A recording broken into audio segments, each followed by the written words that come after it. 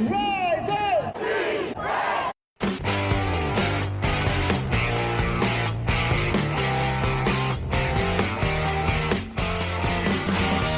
This is the Rise Up See Red podcast, all about the Arizona Cardinals and the NFL, featuring insider and outsider perspectives. Enjoy the best hour of Cardinals talk on the web.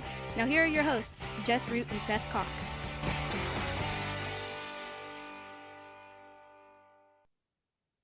Hello, Arizona Cardinals fans, and welcome to the latest edition of the Rise Up See Red podcast, the best hour of Cardinals talk on the web. I'm your host, Jess Root, from CardsWire.com, the USA Today NFL Wire site that covers the Arizona Cardinals, and we're recording episode 602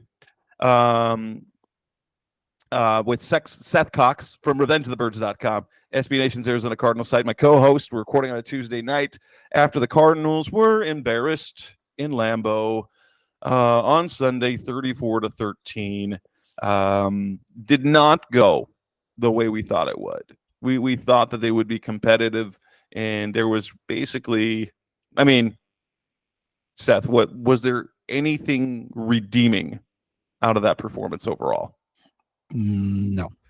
It was, and what we're going to talk about in this edition of the show, we will go over kind of the offense and the defense stuff, but we want to kind of just talk about we just want to react to this team right now, and it's just so frustrating. Seth and I have been fans of this team for years, and now y'all know Seth to be a far more negative version, and I am much more optimistic and hopeful. I seriously don't understand this team.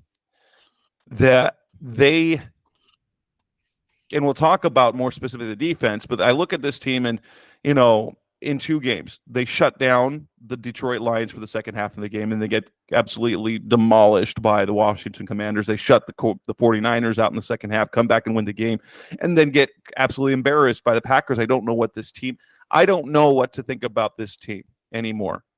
I don't know if it's a bad team that's overachieving sometimes, if it's a moderately talented team that's underachieving.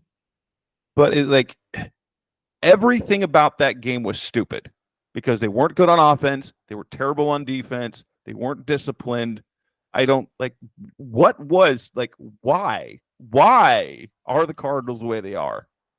Well, first off, it was their worst offensive game of the season by a wide margin. The Lions game, they had only 277 yards of offense, and this one they had 303. But you look at it, this game was marred by a number of issues offensively. And sometimes you're like, okay, it's fine, it happens. But other times it's like, how are you guys, the team, act? And I get it, they're a dome team, a warm weather team, but how are you guys acting like the only team that's playing in the rain, right? I guess Jordan Love's one interception was because of a slip, but the 49ers, the Packers, for the most part, it was pretty easy for them. So there's that, and then defensively, either the worst or second worst game of the season, and that's coming off the one of their two best games of the season defensively. And it's like, at some point, and that's what we talked about on Thursday, is this team has to start stacking good performances back to back. And under Jonathan Gannon, again, it's only 6 wins to choose from over 2 seasons, but they've never stacked back-to-back wins together. No, they haven't had back-to-back wins since 2021. They haven't won consecutive games since 2021. It's crazy. Now, granted, they only won 4 games each of the last 2 years. It's hard to win consecutive games like that, but they haven't won consecutive games since their playoff year. No, and so that's an issue. And then you just look at the bad of this game, which was so much, and you have simple things that you just have questions on, of one, what was going on with the pre-snap penalties on both sides of the ball. Just absurd. I mean, something that we have not seen from this team all season. And like Right. this was 13 penalties. They had 19 penalties the entire season before that. But and I mean, it wasn't like there were a lot of egregiously close calls. I thought there was, I thought the holding call on Zach Pascal was weak. yes. But outside of that, I mean, it was pretty much like pre-snap crap. And like Yeah. that was what was wild to me. I mean, first play of the game, Jess, like LJ Collier five. Come on, man. Like I just don't understand how this team, like you said, you can take losses. We can take losses. It happens. I mean, this team loses all the time. But you look at it, opening drive, a penalty. Their opening drive, they have a penalty on the punt. The next drive, there's a penalty on a 1st and 10 play again, this time by a different player. On the next one, you've got a penalty on 3rd and 10. The first 3rd and long, you forced the entire game, 3rd and more than 7+, and you get a penalty by, one of your key guys. You get a penalty on the next series as well. Like this is just, it's like, I don't know, man, it's crazy. And some of these guys, I genuinely, you look at and you're like, what are you guys doing?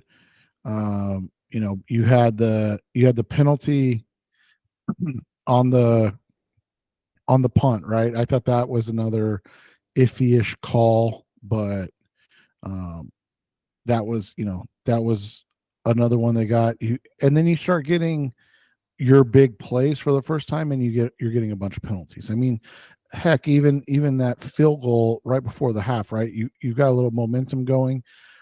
I mean, think about this, Jess. The first play they got a penalty on Evan Brown. They still overcome that, get a first down, get to the Green Bay 15 and 3rd and 1, and again, the oldest player on your team has a false start penalty. I mean, like these are just and like there was literally nobody in front of him. No, like nobody was in front of him.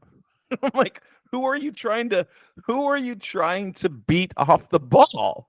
Right. And then you come out of the half and you have 2 penalties. I mean, you have a delay of game penalty and you're like, oh, that's a bad one. And then you are, you end up getting yourself again getting yourself out of it. And Kelvin Beachum again, you're like, and you're just like, how are you struggling this bad? And then you had the drive from hell right after that. And that's something we've talked about too, right? Like you go down, you cut the game to 24-13, probably because of penalties, but you cut it to 24-13. Kyler Murray misses Xavier Weaver. I get a lot of people blame Murray on that. As a wide receiver coach, I want my guy to continue running. I don't understand the love affair of this generation of turning around and trying to jump and make a play on the ball instead of, if you just keep running, you'd be under the ball. Yeah, and it's something that like it drives me insane as a coach. And then you see it, but anyways, that's neither here nor there. Because what did it matter, Jess? I mean, because we knew right when that happened that 24-13, they're going to go down and score again. And Sean Murphy Bunting did the best he could to ensure that happened. So here's the question that I have then, because I kind of posed it as this. Is this a team that has overachieved in their wins? or is it a team that is underachieving in the games? And so that the perspective is this a team that should be better, or is it a team that is better than it should be, in your opinion? I think it should be better. I mean, again, I wasn't expecting this team to win this game, but you and I both expected them to be competitive and to have the worst game, total game of the season is unacceptable, especially after such a big win. And then to see how it happened, because again, penalties, those are, especially pre-snap penalties, that's just not being focused. 3 fumbles during a comeback attempt. That's just not. And I get people try to do a little too much at times, but to go fumble, like it's so bad. It's so bad. Right. And you look at the the last two. The Connor one happened early in the drive, but you get the ball to Greg Dortch, a big 16-yard gain, and he's just trying to get a little, an extra yard on you had a first down, man. Like, what did you need? And he totally, he had the ball, hammer punched out of his arm. Right. And then you come back, and again, you're driving, you're moving, and the rookie, that was back-to-back just boneheaded plays. You had, obviously, the Kyler Murray scramble that Zach Pascal got called on the penalty, which again I didn't like, but it was close enough. But then Trey Benson doesn't, and we can blame whoever, it doesn't matter. And at that point the game was over, right? 34-13. You're just trying to make it respectable, but to have the quarterback what looked like give you your assignment and then you do it wrong is such a wild, oh my god, and it was a great encapsulation of the game altogether. Yeah. Yeah, that was ridiculous. It was ridiculous. Coming up next on the Rise of Secret podcast, Best of Cardinals Talk on the Web. Let's talk about each side of the ball. We'll talk about the offense. What was the problem? That's coming next on Rise of Sea Red. We're back on the Rise of Sea Red podcast, Best of Cardinals Talk on the Web, talking about the offensive problems that the Cardinals had on Sunday, where they amassed a total of 303 yards. They were bad in the run game, only 89 yards. James Conner only 24 yards on 7 carries. Kyler was, he had the one nice run that got nullified, but 7 carries for 14 yards, which Green Bay's been good about limiting running quarterbacks, but nobody had more than 26 yards rushing. And even Amari DeMercado's yards were kind of garbage yards because they're, those are the cheap draw plays that you line up. And so when you're at 3rd and long and you want to pick up, half of those back and they think it's a pass. And DeMercado had a productive day. He had 4 carries for 25 yards, 5 catches for 39 yards, but they're always those easy dump offs or the draw plays type that. And Kyler too, he didn't have a bad game.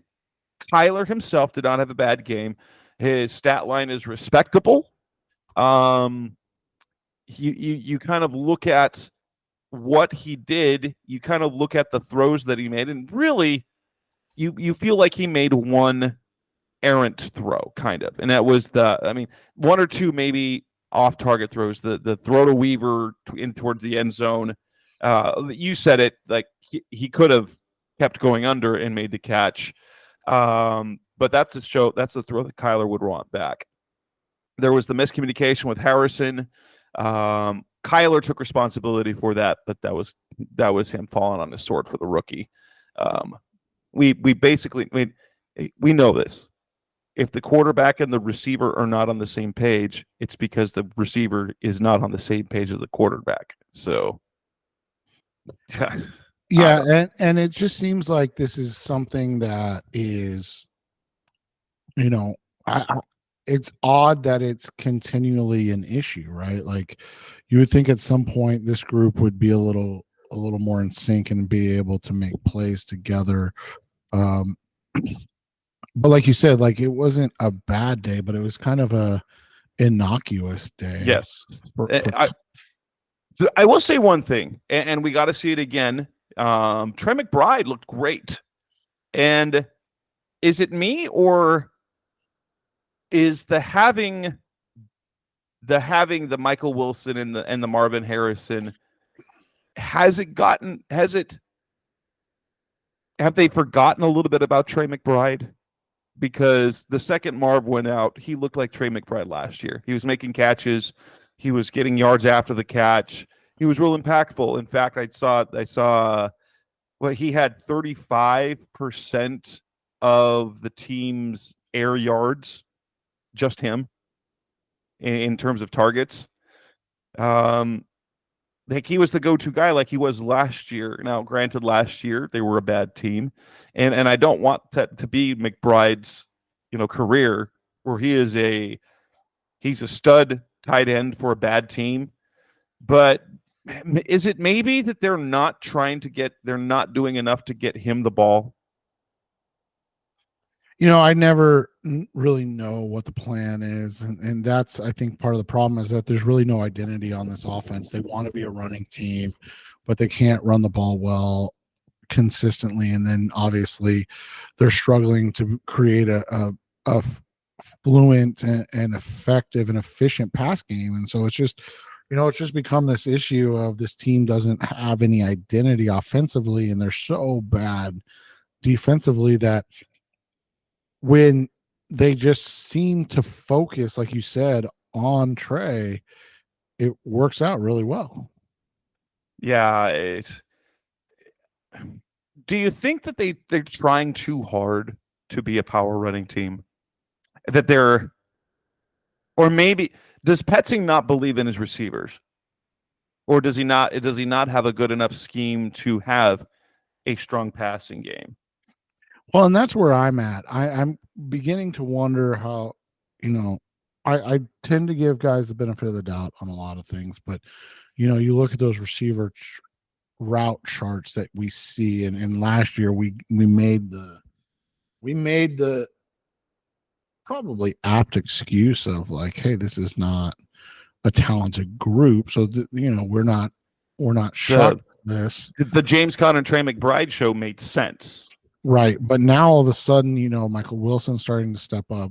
You like what you've seen from Greg Dortch, and then obviously you spend the 4th overall pick on Marvin Harrison Jr. and and you're running the same route concepts that you were before. And it's like, well, you've got more talent now. Like, why isn't more happening? And it's like, well, these are our schemes. And it's like, okay, well, maybe that's what the issue is, right? Like maybe we need to adjust that. Yeah, and I like what I've seen overall schematically, but it just feels like the passing game isn't up to NFL standards. Like if they're not running the ball, like how they come back against San Francisco, they ran the ball. But in the NFL, you've got to be productive in the pass game too. And it just feels like, last year it felt like they didn't have talent, but this year I'm like, you've got a second-year Michael Wilson's been productive. Marv, you've got, and I know Marv isn't there yet. To me, Marv has been a disappointment so far, but maybe just because of expectations. He's made a few mistakes, but for some, like, couldn't you feel like, especially the game instead, don't other NFL teams have easy pass plays they set up just to get things going? And it does, like, they don't use the passing game at all to open up the passing game. Right. And that's, one of the things, and it was asked today, I believe, and Petzing said basically no. Like, he's not going to try to do that. And it's like, Matt Harmon had a great, video or vlog. I don't really know what it was. I love Matt, so I'm not trying to be disrespectful, but I genuinely don't remember where if I listened to it or if I read it. But he just talked about, what Arizona is asking Marvin Harrison to do. and how like much it's Devontae Adams like, right? Like a guy that's been in the league for 5-6 years, that's been a multi-time all pro, and we want you to do this in your, I mean, it's been since game one, but obviously your sixth game. And so you say, and you're like, well, he is pro ready, but that just seems like overkill, right? I mean, again, Devontae Adams is a fantastic player, going to be a Hall of Famer, undoubtedly. But I mean, we're talking about a guy that it took 3 years till he broke out, and it took 5 years until he had over 1,000 yards. So it's to utilize him in those ways and expect him to play at that level is just I miss the 7-yard outs. Right. I miss Cliff's 7-yard outs. So I mean, is that bad to say? I miss Cliff's 7-yard outs for our X, where you knew you were going to just, it was overkill, but you could count on those just to kind of feed in the ball, move the ball down the field, and if you do that a few times and hit a couple of runs, then you're cooking. But let's give Marv the ball in a normal way, and not because what it looks like. And because he's making mistakes, it makes him look like he's not NFL ready, because he's consistently, it seems, every single game not on the right page with Kyler. And it's because of the type of decisions they have to make on the play itself. Right. And a guy can be incredibly talented and game ready. But at the same time, the NFL is just a different beast. And to put a guy out there in those situations and then not really have him come back and make plays, it's just, I don't know. It's crazy to me that we're debating this instead of saying like, hey, this is cool to see how much they're using this guy, because it's just wild that it's so like, I don't know. It's just wild to me that there's nothing that's being done to try to ease him into things, and it's the expectation of, hey, just play at this incredibly high level. Well, and I'm getting at the point is like where we talked about this team should be better. Are they overachieving or are they underachieving? I think offensively, for sure, they are underachieving. They should be a better offense than they are, because they do have talent. Defensively, yes, they're underachieving, but we didn't expect much from them. Like, we hoped they would just be not terrible, and well, lo and behold, they are terrible. Yeah, they're terrible though. And that again comes back to it. You go, hey, this is an issue, and they go, well, this is what we do. And it's like, I get it. And I've long said, like, I want to see JG and Rallis get their guys so they can deploy their defense how they see fit. But at the same time, you have to adapt your scheme to what you have, and to continue to put out this product is kind of baffling, right? Let's move on with that then. Coming up next on the Rise of Sierra podcast, Mr. Cardinals Stock on the Web, we'll talk about the defense, which was tremendously bad. That's coming up next on Rise of Sierra. We're back on the Rise of Sierra podcast, Mr. Cardinals Talk on the Web, talking about the defensive side of the ball, because the defense was absolutely bad. It was like if you look at the three phases of the game, what did we see? They couldn't stop the run. They didn't get pressure on the quarterback, and they didn't cover receivers well. I mean, if you look at things, they had no receiver go off, right? Like you had money on Jaden Reed going off. He had 6 catches for 28 yards. But Jordan Love had 4 touchdown passes, and he had time in the pocket. He picked apart. It was a next gen stats thing. He hit, like, his favorite spot was outside the numbers to the right side, which was generally It was generally Sean Murphy Bunting's area, but they had the Chris Barnes coverage touchdown, and schematically, do you really want Chris Barnes covering Romeo Dobbs? No, I know. Technique wise, Gannon mentioned that what Barnes should have done is come up and then defended higher, like the shorter stuff, and then followed him, so he could have been in the passing lane. But there was like literally nothing good. Like they did nothing good. And when you look at any phase of it, they didn't stop the run. They didn't rush. They didn't pressure the quarterback, and they didn't cover. There's not much left on defense that you could be bad at. Well, and as you said, the only turnover, so the only positive was not even a play they made. It was just, it would have been a catch and run, and the guy fell down, and Sean Murphy Bunting just fell into the ball. So, like, it was just such a wild situation to see how this came about. And, the stills, and everybody knows I am not a fan of like still shots, but like the stills do tell a story this week about 4 receivers being open and nobody pressuring the quarterback. And you're like, that is a microcosm of this defense. Like, you can't cover and you can't get pressure. That is not good. Right. And they keep losing players. So Kaiser White goes down, Bilal Nichols goes down. And it just feels like, well, this year's free agency class is cooked, right?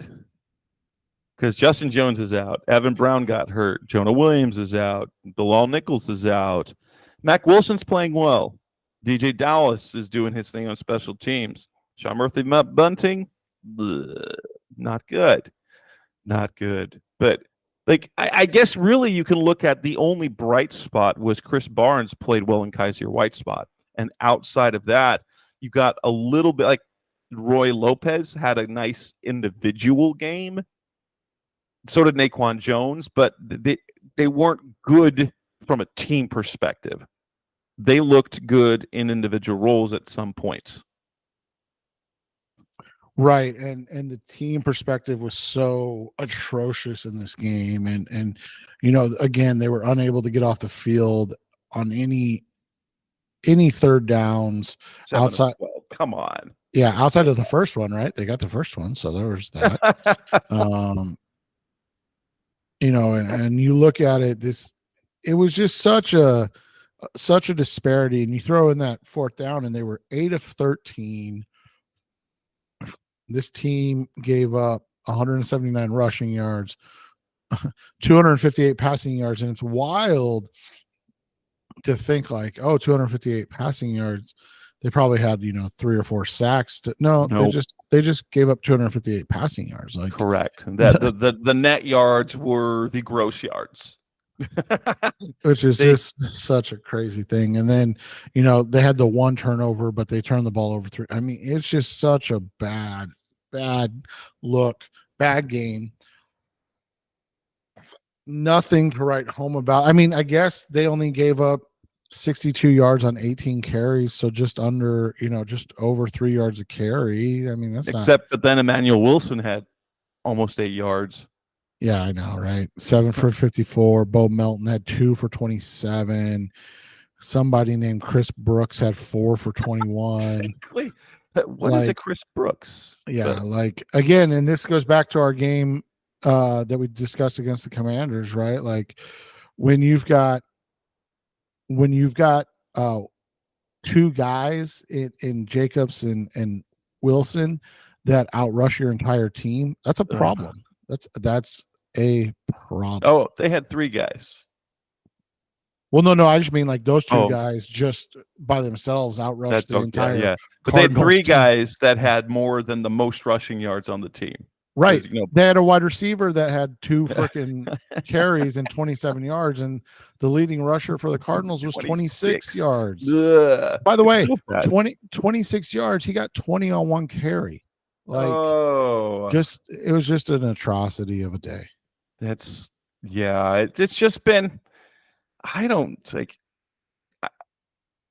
You know who we praised early, who has done nothing for a couple of games? Zabin. Yep.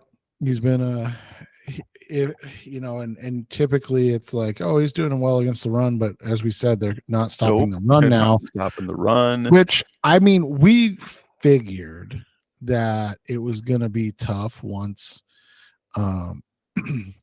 excuse me, once Justin Jones got hurt, because he was probably one of their better run defenders. But like the amount of trouble that they've had to stop the run since Justin Jones went out is kind of appalling.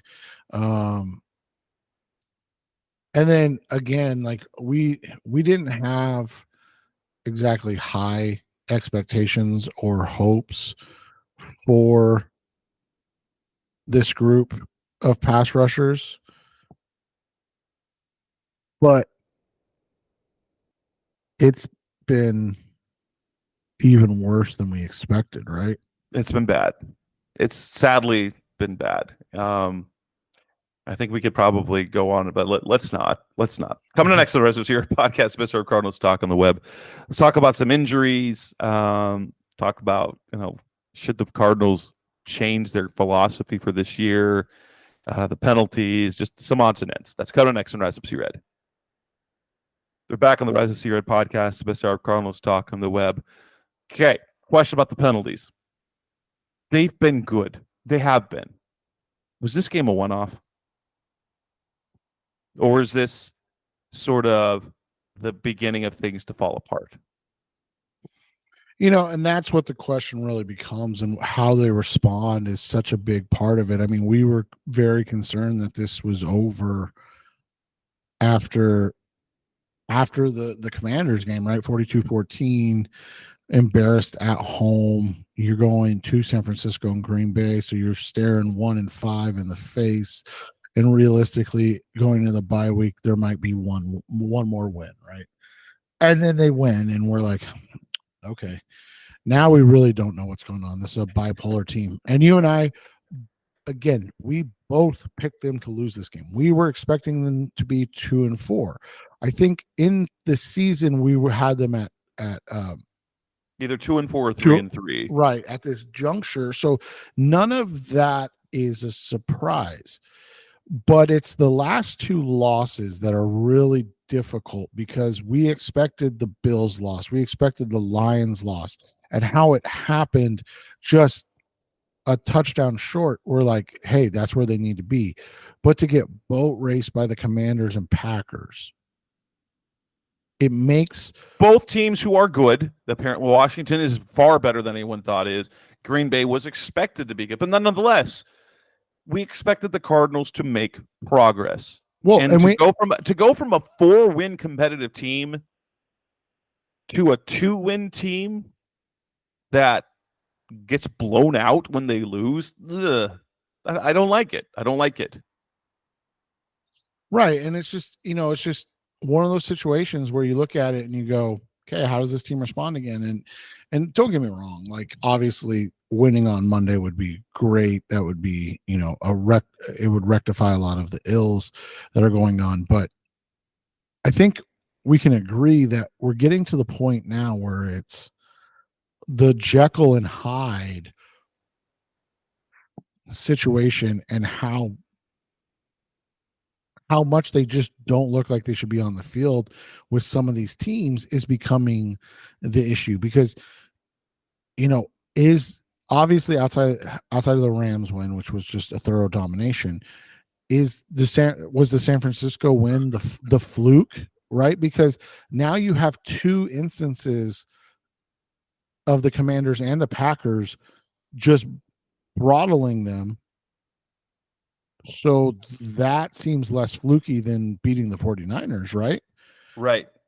And so, if you come out and you beat the Chargers, you go, okay, maybe it was a fluke. And then you go get blown out in Miami and you're like, so that's the thing, is like, I think for Cardinals fans, it's almost at this point worse than like the 2022 season where you're like, oh, they're just bad and this is hard to watch. Because now you're like, I don't even know if they're bad or if they're poorly coached or if they're just, mentally weak yeah, or like just they're like that was the thing in 2022. We're like, oh, this is just a bad team that has a lot of like, they were a bad team that gave up.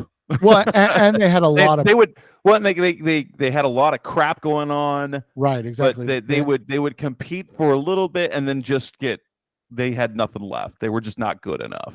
But this team, it's like, again, you're like, okay, that Bills, Rams, Lions, those first 3 games, you're like, this is exactly what we expected, right? Like, Yeah. obviously not the blowout of the Rams, but like, okay, exactly what we expected. And then it's like, okay, Washington, San Francisco flopped, right? We expected maybe not a blowout by San Francisco, but we expected them to be 2-3 coming out of San Francisco. Yeah.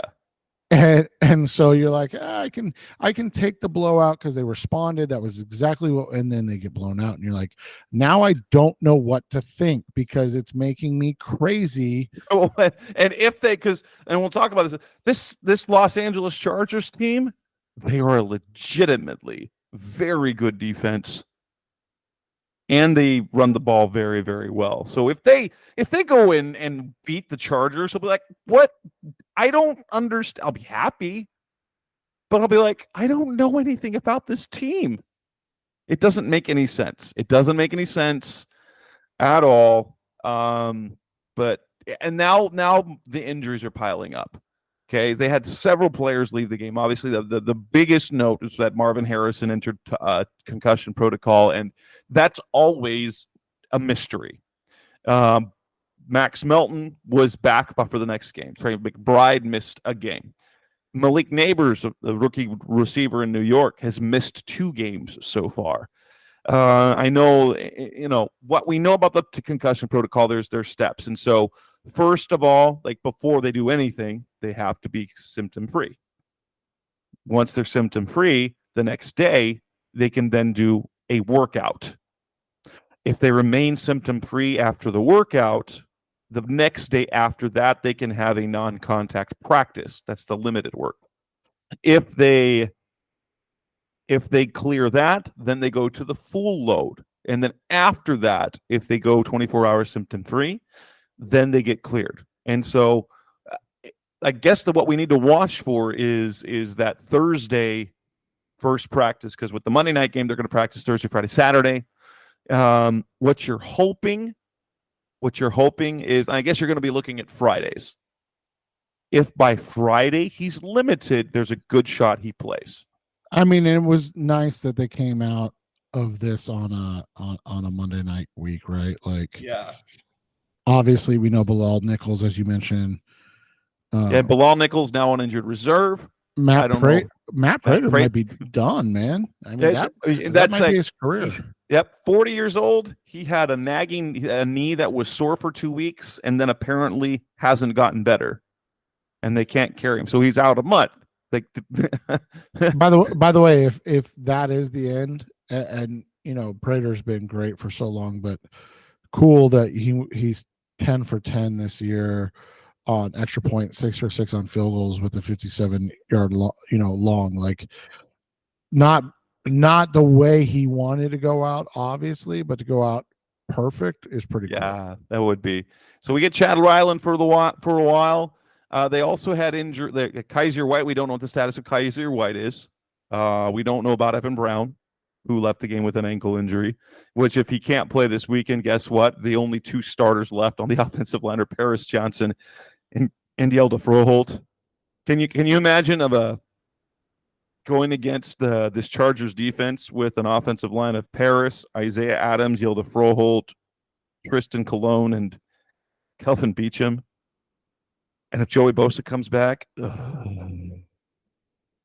yeah, dude, this is a wild week, and we'll talk about that game like you said on Thursday, and it should be posted by Friday. But this is a week that we were hoping that this would be a game that we looked at and go, oh, this is a team ready to compete, right? They're really good, and they're in a great spot. But I mean, Khalil Mack has been on fire again. They've got really dynamic talent along the defensive line and secondary, and they play with a physicality that is closer to what we have seen in the past from the Seahawks and 49ers, and so we'll see how they respond.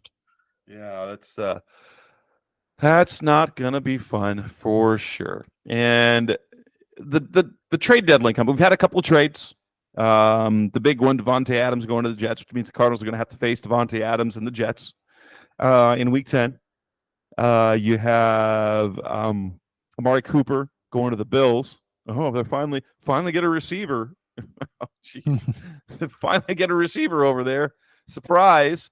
Hassan Reddick's been given permission to seek a trade. Should the Cardinals be buyers, or do they need to be sellers and kind of punt on this year too? It's interesting because based on who's available, I would say they need to look into buying, especially if there's a disgruntled edge type or defensive line type that is, a guy that can be here for 3+ years. Outside of that, they obviously don't need the 1-year impact type guys, right? Like for instance, we mentioned him earlier, and he's not going anywhere, so I don't want people to think that. But like, if Khalil Mack was available, he's gonna be 34 in February. Not the fit this year. Not that he's not spectacular. Not that he immediately isn't the best pass rusher on this roster. It's just that's not the move you want to make. On the flip side, if a guy, and again, probably not available, don't even know, just throwing hypotheticals out there. If a guy like Max Crosby is available and he's 27 and one of the best defensive edge players in the NFL, and they're saying, hey, we want a 2 and a 1, and you go, well, I'm probably not going to get a defensive edge player of Max Crosby's caliber with either of those picks, so not something I would hesitate to do. But again, it has to be the right fit. Right. You can't just go get a great player that's on a 1-year deal or is near the end of his career. But if you can go get a guy that can help your team, not just this year, but down the line as well, 2, 3, hopefully 3 years, but at least for 2 years after this year, then I think that's something you do. On the flip side, selling, I mean, who do you have? I mean, I'm not trying to take shots at this, but James Conner, and it's interesting. That's about it. Do you think you can get anything for Buddha? I mean, what are you going to get for Buddha? A 4? Rob, that's true. That's true. And Connor, you're probably getting a 6th, maybe. Because he's not even signed. So yeah, so that's the hard part. Is like, I mean, but I guess that the idea is you want to give Trey the load. You want to give Rabbit the playing time, and so you'll take anything at that point, which I get. I do understand. The nice thing is, and I looked it up because I wasn't sure, and because I don't really pay attention to that type of stuff. November 5th is the trade deadline. So if they're sitting at, let's just say 2 and 6 after these next 2 games, I definitely think you are more interested in selling than buying, right? Yeah, that would make sense. Make sense. But then again, like, you don't have much to trade, right? And then if you're 4 and 4, and you could even be 5 and 4 or 2 and 3 and 7. 5. Yeah, 3 and 5. I mean, there's a plethora of options, but if you're sitting there after the Bears game and you are close to having a winning record, then you go, oh, okay, that's the nice thing is you still have 3 games. You still have 3 games to really determine where you are on this season. And we know this isn't a team that's going to make a run in the playoffs. We've said that from the beginning. But we wondered if they could make a run at the playoffs. Like, Right. could they potentially be playing important football in January? Which is honestly, they need to do that. They need to be able to do that, because I think for most teams, you have to go. You have to experience fighting for the playoffs before you can fight in the playoffs. Well, not just that, Jess, but think about this, and this is what's tough.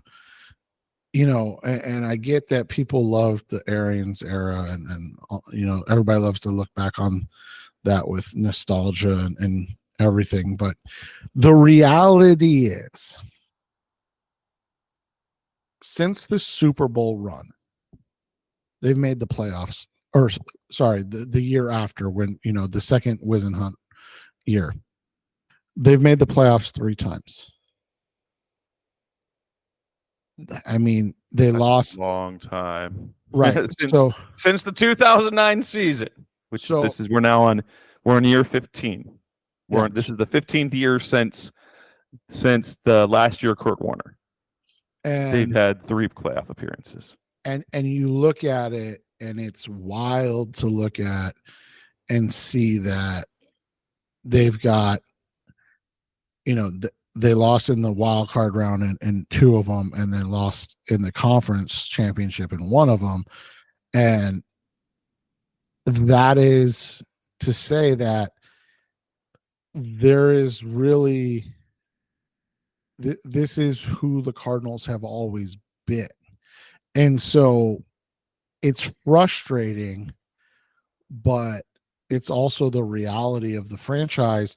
And so, to your point, like, being 4-13, and knowing that you're probably in year 2 of this rebuild, it doesn't matter, man, because you have to at some point start to win games, or fans just don't care. And I worry that's where it's going to be getting to if this team is once again really bad. Yeah, and that makes sense. And with that, we will wrap up this edition of the Rise Up See Red podcast. The Bizarre Cardinals Talk on the Web. We'll be back again later this week. I do have we will have a Chargers preview, because Gavino Borges is always willing for the show. Guess what? I was on a podcast today, and the comment that we talked about, that I was complaining about Packers guys. Guess what? That podcast also could not get Packers guys. Apparently, Packers people only talk to Packers people. That's what I'm trying to think. So that's Seth Cox. I'm Jess Root. Thanks for listening. We'll be back again. Seth and I will be back in a couple of days. And the next show that we hear should be our Cardinals-Chargers previews with Gavino Borges for the Chargers Wire. Thanks for listening. As always, we'll be back again soon. Thanks for listening to the latest edition of the Rise Up See Red podcast.